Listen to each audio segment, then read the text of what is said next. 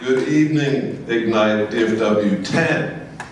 I have just one slide because I want to emphasize to you a very costly blind spot in our education system.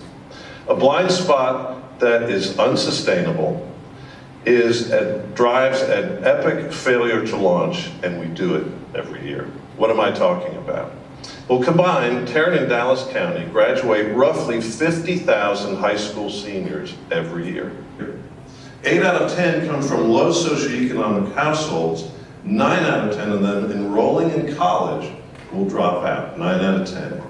So it's like we take 40,000 high school graduates from North Texas every year on the verge of exiting poverty, and we put them back in worse off than they were before.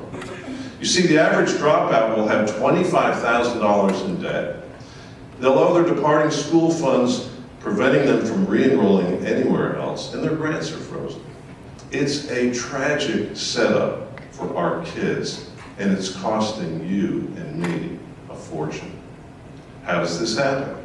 There are two root causes.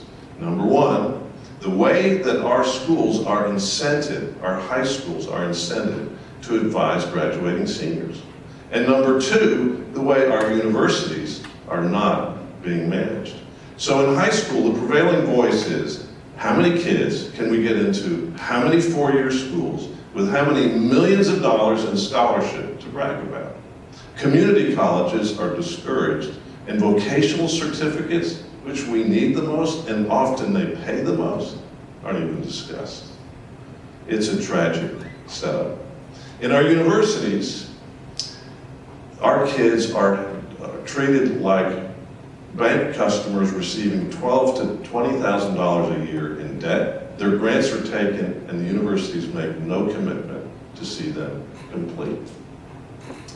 So for our kids, think of the cost to them. I mean, these are the kids that kept the social bargain with us to stay in school, get their diplomas, only to be handed to a life of debt and at best a poverty wage. Every class of college dropouts in North Texas costs our region $1 billion in local revenue, and another generation is set up in poverty. And for us, the return is really lousy. We just spent $150,000 on each K through 12 public education to get a return of a poverty wage.